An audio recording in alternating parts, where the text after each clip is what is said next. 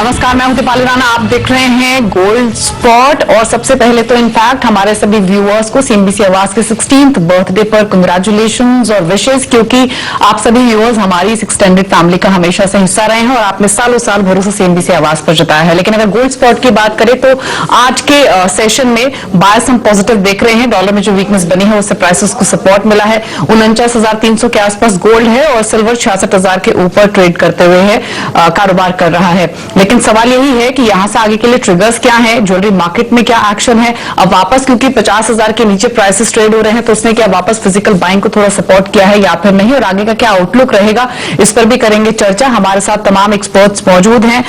Bombay jewellers association के कुमार जैन हैं, Krishna diamond jewellery के घनश्याम ढोलकिया हैं, एक्सिस सिक्योरिटीज के सुनील कटके और मनीलिशियस कैपिटल के जयप्रकाश गुप्ता बने हुए हैं और साथ ही CNBC TV commodity editor Manisha Gupta भी हैं। सभी का स्वागत है इस शो में। और सबसे पहले तो इनफैक्ट गोल्ड प्राइसेस पर एक आउटलुक लेंगे और यहां से आगे का क्या सेंटिमेंट्स बन रहे हैं उस पर फोकस करेंगे। लेकिन सबसे पहले मनीषा जी, आपको भी और हमारे सारे एक्सपर्ट्स को भी सीएनबीसी आवाज के 16th बर्थडे पर कंग्रेचुलेशंस, क्योंकि सभी सीएनबीसी आवाज का हिस्सा रहे हैं और इस जर्नी में अब तक हमारा साथ निभाया है। लेकिन सुनील, सबसे पहले तो आपका एक क्विक आउटलुक लेना चाहेंगे। यहां से आगे के लिए आप ट्रिगर्स क्या देख रहे हैं गोल्ड के लिए? अभी तो प्राइसेस कंसोलिडेट कर रहे हैं 49,500 के आसपास, लेकिन यहां से आगे के लिए क्या इंडिकेशंस हैं, क्या ट्रिगर्स और क्या आउटलुक है? जी दीपाली, सबसे पहले तो 16 साल सीएनबीसी आवाज कंप्लीट करने के लिए सबको शुभकामनाएं। और आई थिंक जो नॉलेज शेयरिंग होती है इस चैनल पे, I think it helps a lot of investors in taking the right decision. Coming back to gold, मुझे लगता है शॉर्ट टर्म में डॉलर इंडेक्स में थोड़ा वीकनेस फिर से देखने को मिला है। 90.50 के लेवल से अभी 89.99 लेवल्स पे अभी आ गया है और इन्फ्लेशन में भी बढ़ोतरी अभी हमने होते हुए देख रहे हैं। और मुझे लगता है कि ज्यादा स्टिमुलस पैकेज की अनाउंसमेंट भी हो सकती है जैसे ही जो बाइडेन जो है प्रेसिडेंशियल वोट लेंगे। तो मुझे लगता है ये शॉर्ट टर्म ट्रिगर्स थोड़ा पॉजिटिव अंदेशा दे रही हैं। शॉर्ट टर्म में, डॉलर टर्म में अगर हम देखते हैं तो लास्ट 2 दिन से एक छोटा सा दायरा मेंटेन कर रहा है। On the lower side $1,815 COMEX पे ट्रेड होते हुए नजर आ रहा है और उसका अपसाइड का रेंज $1,860 के रेंज में है, जो अभी $1,861 के रेंज में ट्रेड कर रहा है। तो टेक्निकल फ्रंट पे भी मुझे लगता है कि 1860 के ऊपर सस्टेन करता है तो $1,875 तक का एक रेंज अपसाइड में देखने को मिल सकता है शॉर्ट टर्म में। तो रूपी टर्म में मैं जो इंट्राडे ट्रेडर्स हैं उनको यही रेकमेंड करूंगा, करंट 3-4 फंडामेंटल्स के बेसिस पे 49,300 या 400 के रेंज में एक बाई इनिशिएट कर सकते हैं आज के लिए। 49,100 का एक स्टॉप लॉस मेंटेन करके चलें और 49,750 से लेके 50,000 तक का एक रेंज जो है अपसाइड में देखने को मिल सकता है। परसेंटेज पॉइंट के गेन्स आपकी स्क्रीन पर यहाँ पर है, लेकिन यहाँ से भी तेजी की ही उम्मीद है। 50,000 के ऊपर के स्तर यहाँ पर आपको सोने को देखने को मिल सकते हैं और चांदी में भी खरीदारी की रहा है। जयप्रकाश, आप कैसे देखते हैं सोने चांदी के प्राइसेस को? क्योंकि इस साल की शुरुआत अच्छी हुई है, लेकिन अगर हम 20,021 में अब तक के रिटर्न सोने चांदी में देखें तो वो नेगेटिव होते हुए नजर आए हैं।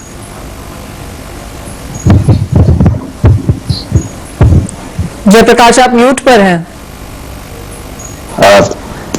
जी मनीषा, आ रही है आवाज? जी जी। सबसे पहले तो सुनहरे 16 साल के लिए सीएनबीसी आवाज को बहुत बहुत बधाई, तमाम दर्शकों को, आप सभी को। मेरा ये एसोसिएशन ऑलमोस्ट 9 इयर्स का है सीएनबीसी आवाज के साथ। I think the kind of knowledge sharing, the kind of leadership और जो प्रोग्राम के कंटेंट है, मुझे लगता है कि आने वाले सालों में ये और बढ़े। यही उम्मीद के साथ मैं गोल्ड का व्यू आपको देना चाहूंगा। मुझे लगता है 2021 बहुत ही इवेंटफुल ईयर रहने वाला है। जो प्राइस लेवल्स अभी देखा जा रहा है, मुझे लगता है ये लेवल्स पे बाइंग पोजीशन ही बनानी चाहिए। बिडेन नेक्स्ट वीक अपना प्रेसिडेंशियल ऑफिस रिज्यूम करेंगे, अनसर्टेनिटी बढ़ाई हुआ है और जब तक लिक्विडिटी यहाँ पे लिक्विडिटी का फ्लो कायम है तब तक मुझे लगता है गोल्ड में भी तेजी बरकरार रहेगी। हर डिप्स पे ही बाइंग की अपॉर्चुनिटी ढूंढनी चाहिए। खरीदारी यहाँ पर सोने चांदी में आपको जारी करके चलनी है। कुछ करेक्शन यहाँ पर जरूर देखने को मिला है, लेकिन इसे पुल बैक के हिसाब से माना जाए और बाइंग इस यहाँ पर करनी चाहिए। ऑफकोर्स 16 साल यहाँ पर सीएनबीसी आवाज को हुए हैं और 3 साल तो हमें गोल्ड स्पॉट के साथ भी यहाँ पर होते हुए नजर आए हैं। कुमार जैन जी, आप कैसे देखते हैं सोने चांदी की खरीदारी को और अब फिजिकल ट्रेंड्स किस तरह से निकल रहे हैं? दीपाली जी, सबसे पहले तो आपको बहुत बहुत बधाई। 16 साल एक ऐसा साल रहता है कि आदमी परिपक्व हो जाता है और फिर और लोगों में चहल पहल करता है। लेकिन सीएनबीसी आवाज की तो ऐसी है, जब से इसका जन्म हुआ था, ये स्पेशली गोल्ड स्पॉट शो की बात करें, तब से लोग इसके ऊपर मतलब एक विश्वास करके बैठ गए। और आज हिंदुस्तान में नहीं, पूरी दुनिया में हमारे जहां पे दोस्त है, यार दोस्त, अमेरिका की बात कर, तो रात को जाग कर भी ये शो देखते हैं। ये बहुत बड़ी बात है कि भाई कुछ भी मार्केट में कल लेना देना है, बाय कर रहा है, तो सिर्फ गोल्ड स्पॉट शो से ही है। तो आपको दिल से बधाई देता हूँ। 16वें साल के साथ साथ आपको इतने और इतने वर्ड पे, इतने लेवल पे आपने जो फिल्म किया है। और अब करें सोने की बात, तो सोने में जो है पूरा फरवरी महीना अप डाउन चलेगा। पूरा जो है इस समय जो डॉलर टर्म्स में करीबन जो कल सोना टूट के, परसों जो टूट के एकदम नीचे आया है, रुपीज में बात करें तो करीबन आज 50,000 के आसपास खुला है फिजिकल मार्केट, वो भी वापस और उससे भी नीचे आ सकता है। सोने को हम 1840, 1835 टारगेट तक देख रहे हैं। फिर फरवरी महीने में के एंड में वापस सोना 1904 तक जाएगा। इसी तरह सोना एकदम अप डाउन चलता रहेगा। लेकिन मार्केट में एक बहुत अच्छी बात है कि जो शादियों की रीजन दे रहे हम लोग, आज भी लोग भूल गए कि सोना क्या भाव है। लोगों के दिमाग में आ गया कि सोना नीचे आएगा ही नहीं, और ये देखते हुए लोगों में भरपूर खरीदारी हो रही है और आज भी लोग बाय कर रहे हैं अच्छा सा। और लेकिन वापस एक चीज हमारे व्यूअर्स को बताना चाहता हूँ कि ये जो है मार्च महीने में सोने को मैं 2020 और 2021 मॉडल तक देख रहा हूँ। तो मार्च महीने में आप कॉशियस रहे और 1965 से तेज चलेगा मार्केट। अब जो इस समय है सीधा $100 जिस तरह नीचे आया, उसी तरह $100 वापस ऊपर जाएगा और वापस तेजी जारी रहेगी। वॉलेटिलिटी यहाँ पर बाजार में जारी रहेगी, लेकिन खरीदारी करके ही यहाँ पर काम करना है। सोने की बात तो हमने करी जहाँ फिजिकल मार्केट्स में खरीदारी है, लेकिन जो ज्वेलरी है और जो डायमंड की खरीदारी है वहां पर भी काफी स्ट्रॉन्ग ट्रेंड्स होते हुए नजर आए हैं। घनश्याम ढोलकिया जी, यहाँ पर क्या है और किस तरह की खरीदारी है, और अब इस क्वार्टर के लिए, इस साल के लिए क्या एक्सपेक्टेशंस हैं?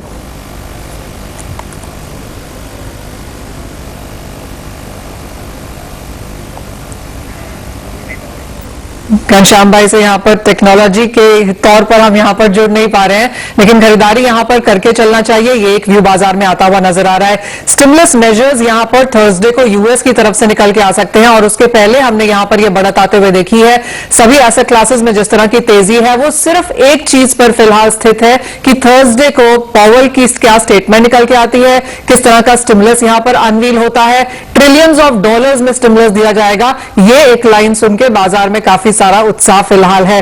घनश्याम भाई, आपसे पूछने की कोशिश थी कि ज्वेलरी मार्केट में, डायमंड बाजार में और सोने की खरीदारी में फिलहाल किस तरह के क्यूज देखने को मिल रहे हैं? सबसे पहले तो मनीषा जी और आपकी पूरी सीएनबीसी टीम को कांग्रेचुलेशन। 16 साल पूरा हुए, बहुत अच्छी बात है, और आगे बढ़े और साथ में सेलिब्रेशन करें। और अभी 2021 की शुरुआत हुई है, तो सभी इंडिया के कंज्यूमर को भी कांग्रेचुलेशन बताऊंगा। 20 खत्म हुआ, 21 तो बहुत बढ़िया है, और खराब खत्म हुआ तो 21 तो बढ़िया होने वाले पूरे इंडिया में और वर्ल्ड में जी। अभी गोल्ड और डायमंड की बात करें तो लास्ट कोरोना के बाद में, मतलब जुलाई, अगस्त, सितंबर से अच्छी खरीदी डायमंड की भी रही है, गोल्ड की भी रही है। दूसरा अभी दिवाली फेस्टिवल गया, अभी मैरिज सीजन चल रहा है, तो उसमें भी लोग खरीदते हैं। और अभी कंज्यूमर का कॉन्फिडेंस बढ़ा हुआ है। कंज्यूमर का कॉन्फिडेंस क्यों बढ़ा? के पहले उसके मन में डर था मेरा जॉब रहेगा नहीं रहेगा, इंक्रीमेंट होगा नहीं होगा, लेकिन ओवरऑल जो सोचा था उससे बाकी सभी बहुत बेहतरीन हुआ। तो किसी का जॉब नहीं गया, बहुत कम इंडस्ट्री में प्रॉब्लम आया, तो पॉजिटिव साइन हुए, उसके हिसाब से भी लोग खरीदते। दूसरे सभी का मैं बोल रहा हूँ खर्चा कम हुआ है सभी लेवल का, तो पैसा कहाँ पे डाले? गोल्ड और डायमंड ज्वेलरी में। तो ये दोनों तो चलने वाला, ये डायमंड और गोल्ड। अभी वैलेंटाइन आ रहा है फरवरी में 14 को, तो उसका भी लोग खरीदी करेंगे, क्योंकि जब भी प्रॉब्लम आता है उसके बाद लोग सोचते हैं कि कहाँ से भी सेलिब्रेशन ढूंढे। तो हमने कृष्णा में भी एनिवर्सरी कलेक्शन लॉन्च करने वाले हैं। तो अलग अलग, और आज के कंज्यूमर को जो चाहिए यूनिक चाहिए, वैल्यू फॉर मनी। आज के कंज्यूमर ऐसे नहीं खरीद लेते, मतलब सभी एजुकेटेड है, सभी जगह पे देखते हैं। हमारा कृष्णा का भी प्रोडक्ट जो है और जो यूनिक है, कि लोगों को जो प्रोडक्ट चाहिए उसके हिसाब से मिल रहे हैं। और मैं बहुत सालों से बोल रहा हूँ एथिकली प्रोडक्ट चाहिए, तो जो एथिकली के साथ आगे बढ़ रहे हैं वो ग्रो होने वाले हैं। उसमें रिलायंस भी हो या कोई भी इंडस्ट्री हो, उसमें कोई शंका डाउट है नहीं। तो मेरे को तो इंडिया का बहुत ब्राइट फ्यूचर दिखाई दे रहा है।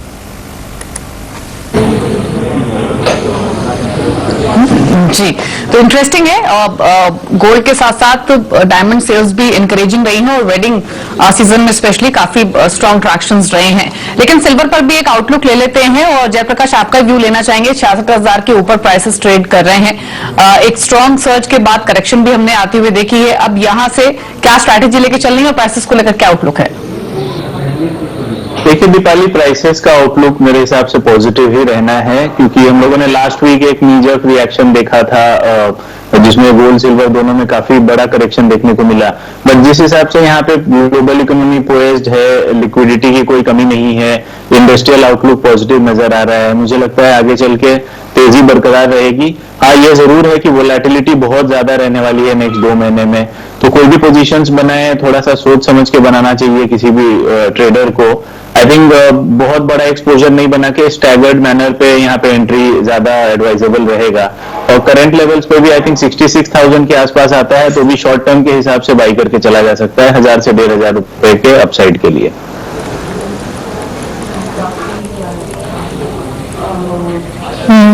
चांदी में भी यहाँ पर खरीदारी जारी रहनी चाहिए। डायमंड्स हो, ज्वेलरी हो या गोल्ड हो, सभी में यहाँ पर बाइंग की एक्सपेक्टेशन आगे जाके है। घनश्याम भाई, आगे किस तरह की हम स्टिमुलस मेजर्स आता हुआ देख रहे हैं? कहां पर बाइंग जियोग्राफिकली आप यहाँ पर बनता हुआ देखते हैं और कितना टिकट साइज फिलहाल लोग यहाँ पर खरीद रहे हैं? डायमंड की ज्वेलरी की बात करें तो नॉर्मल प्रोडक्ट जो खरीदते 25,000 से लेके 1 लाख का ज्यादा खरीदते हैं, लेकिन वेडिंग में बड़े साइज का भी खरीदते हैं। और मैं सोच रहा हूँ कि मई तक तो डिमांड अच्छी रहेगी नॉर्मली, उसके बाद समझो थोड़ा कम रहेगा, लेकिन मई तक तो अच्छी रहेगी। और ये साल ये भी फायदा हुआ है कि बारिश अच्छा हुआ है, उसके लिए भी लोगों को खरीदने का इनकम सभी लोगों का बढ़ा है। जो गोल्ड का प्राइस बढ़ रहे हैं उसका रीजन ये भी है कि कंज्यूमर के पास पैसा आया हुआ है, फार्मिंग की इनकम हुई है, तो उससे हिसाब से डायमंड ज्वेलरी भी खरीदे और गोल्ड भी खरीदे। पहले ये ट्रेंड था कि ओनली गोल्ड ही खरीदते थे, लेकिन अभी जिसके पास गोल्ड ज्वेलरी है वो अभी डायमंड ज्वेलरी खरीदे। हमारे कृष्णा का भी अनुभव, बहुत सारा कंज्यूमर ने पहली बार डायमंड ज्वेलरी खरीदा। तो first impression is best impression. तो फर्स्ट में जो उसको अच्छी इंप्रेशन रहा तो रेगुलरली डायमंड ज्वेलरी भी खरीदने वाले हैं, और हमको भी दिखाई दे रहा है कि वो जरूर 100% खरीदेंगे। टिकट प्राइस जो आपने बताया, यही फिर तो सॉलिटर का भी इंडिया में बढ़ते जा रहे हैं। हमने कृष्णा में भी सॉलिटर लॉन्च किया हुआ है। तो आज के कंज्यूमर को सॉलिटर भी चाहिए, जो यंग है, जो जॉब कर रही है, वो लेडी को, जेंट्स को, सभी को सॉलिटर की रिक्वायरमेंट है। तो वो भी ज्यादा इंडिया में बिक रहा है। जो पहले चाइना में चल रहा है, यूएस में भी चल रहा है, उसके बाद अभी इंडिया में भी सॉलिटर का बहुत डिमांड है। जी, तो डिमांड इंक्रीज हुई है और मई तक तो डिमांड इंटैक्ट नजर आ रही है। ये व्यूज यहां पर निकल कर आते हुए गोल्ड और डायमंड दोनों की ही ज्वेलरी रिलेटेड ये एस्पिरेशंस हैं। शुक्रिया घनश्याम जी, और साथ ही कुमार जैन आपका भी बताने के लिए कि किस तरीके के ट्रेंड्स ज्वेलरी मार्केट में है। एक ब्रेक के लिए यहां पर रुक रहे हैं, जब लौटेंगे तो क्विक स्ट्रैटेजीज आपको बताएंगे क्रूड बेस मेटल्स पर, साथ ही एग्री कमोडिटीज पर भी करेंगे फोकस, स्पेशली कॉटन के प्राइसेस पर आउटलुक लेंगे और आज की हॉट कमोडिटीज बताएंगे एक ब्रेक के बाद।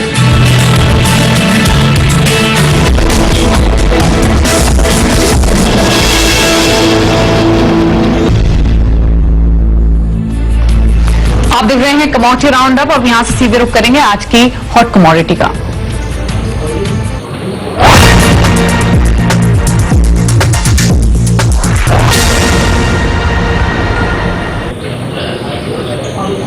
आज की हॉट कमोडिटी एग्री स्पेस से है और सोयाबीन के फरवरी कॉन्ट्रैक्ट में खरीदारी की सलाह है, यानी 4682 के लेवल्स पर आप बाय पोजीशंस बना सकते हैं। टारगेट 4790 का रहेगा, 4630 का एक स्टॉप लॉस आप मेंटेन कर सकते हैं। कुछ कारण है कि सोयाबीन में खरीदारी की सलाह दी जा रही है। ऑलरेडी हमने देखा है कि जो सोयाबीन के फरवरी फ्यूचर्स है वहां पर ट्रैक्शन खरीदारी की तरफ ही रहा है। जो आउटपुट के आंकड़े आए हैं उसमें स्लाइट रिविजन देखने को मिला है लोअर साइड पर, और साथ ही जो एक्सपोर्ट सिचुएशन है वो बेटर हुई है। तो यानी एक तरफ तो सप्लाई थोड़ी कंस्ट्रेंट हो सकती है और डिमांड इंक्रीज होगी जो कि प्राइसेस को सपोर्ट करेगी। तो यही कारण है कि हमने ऑलरेडी एक मोमेंटम बनता हुआ देखा जो कि फर्दर इसको ऊपर लेकर जा सकता है। इनफैक्ट इंडिया की जो सोयाबीन मील है वहां भी हमने जो एक्सपेक्टेशंस हैं, एक्सपोर्ट जो है इनफैक्ट वो भी बढ़ते हुए दिखे हैं। तो उसी का इंपैक्ट दिख रहा है, इसलिए खरीदारी की सलाह है 4790 के टारगेट्स के लिए सोयाबीन में। इसी बीच इंपॉर्टेंट खबर ये आ रही है कि खाने के तेलों की बढ़ती कीमतों को काबू में करने के लिए सरकार दोबारा इंपोर्ट ड्यूटी की कटौती कर सकती है। कीमतों की समीक्षा करने के लिए शुक्रवार को प्राइस मॉनिटरिंग कमेटी की बैठक होगी। इस पर विशेष जानकारी के लिए जुड़ते हैं, हमारे साथ जुड़ रहे हैं मिस्टर अतुल चतुर्वेदी। अतुल जी नमस्कार। फिर से ड्यूटी को यहां पर मूव करने की बात की जा रही है, जिस तरह से खाने के तेलों में बढ़त है, क्लियरली प्राइस मॉनिटरिंग कमेटी की बैठक इसके ऊपर शुक्रवार को होने वाली है। आप इस डेवलपमेंट को कैसे देखते हैं? हमें तो नहीं मालूम कि अभी कोई प्राइस रिवीजन होने वाला है या नहीं होने वाला है।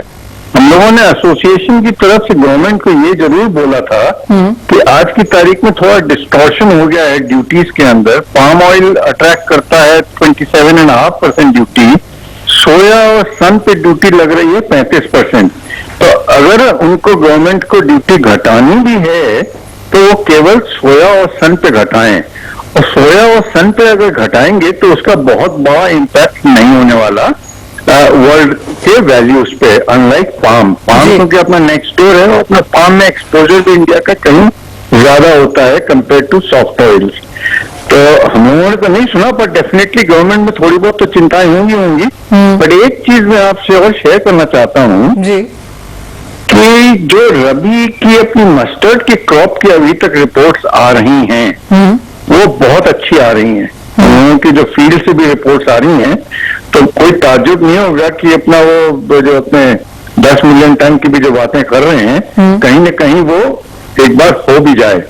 और दूसरा एक और चीज मैं अभी देख रहा था, रिव्यूइंग की कि यूएसडीए के कल के नंबर्स कि जो भी पोजीशन है वो मैं समझता हूँ ये सारी तकलीफ मार्च तक का ज्यादा है। वो मैं आपसे पिछले 2-3 मरतबा और शेयर भी किया है। उसके बाद से आप देखिए बाजारों में थोड़ी ठंडक दिखाई दे रही है, बिकॉज रेडी से लेके फॉरवर्ड में इंटरनेशनल सोया और सन में अगर सोया और पाम में देखें तो डिस्काउंट इज अवेलेबल ऑलमोस्ट $150 से $250 का जी, मतलब अभी से लेके 3-4 महीने आगे का। तो वो चीज दो चीज रखेगी कि इंडिया में जो इम्पोर्टर्स हैं वो इम्पोर्ट थोड़ा कमती रखेंगे, क्योंकि सामने बाजार आगे सस्ता दिख रहा है तो क्यों इम्पोर्ट करो ज्यादा। And secondly this will probably result के ऊपर के लेवल पे थोड़ा सा अंकुश लगे।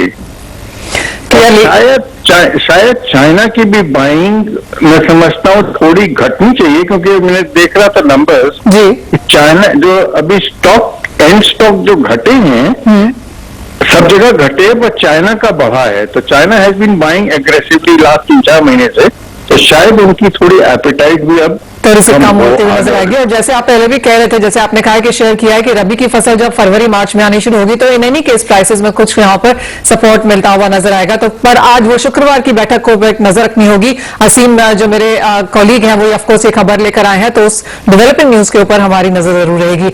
अतुल जी बहुत शुक्रिया साथ जुड़ने के लिए, लेकिन इस कार्यक्रम में फिलहाल इतना ही समय है, मुझे भी दीजिए इजाजत। आप देखते रहिए CNBC आवाज।